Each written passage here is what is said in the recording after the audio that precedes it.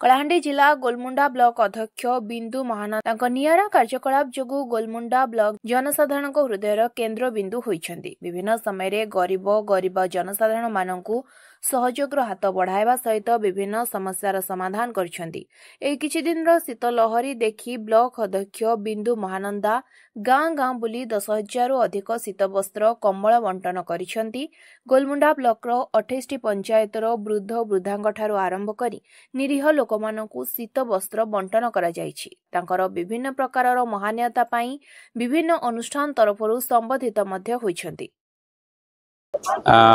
Golamunda block रे 28 गोटी ग्राम पंचायत अच्छी आ 28 गोटी ग्राम पंचायत रे प्राय असहाय वृद्ध वृद्धा दिव्यांग विधवा माँ मैंने अच्छन आम कार्यकर्ता गुड़ाक जो समाजसेवी से कहले मत आसिक शीत वस्त्र आम जमी भी दबा जेहेतु आवश्यक पड़ुची शीत से बहुत असुविधा हो तेणु विचार कर निजर व्यक्तिगत अर्थरू दुकान जा कि आम 28 गोटी ग्राम पंचायत को बुली बुलिकी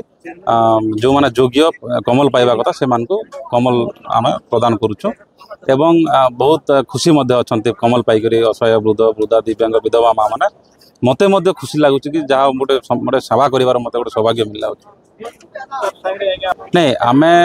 सबु बेले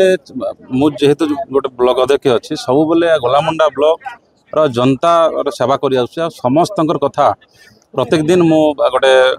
जनशुणाणी करे मोर बासभवन समस्ते आसती एवं जो मैंने योग्य अच्छा समस्त को भत्ता दिखाई जो मैंने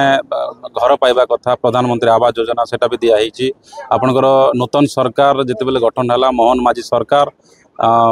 गरीब मानक प्रति ग्राम पंचायत प्रति 20टी घर अंतर्दय गृह योजना रे सामिल कर अंतर्दय घर मध्य आम बंटन करूँ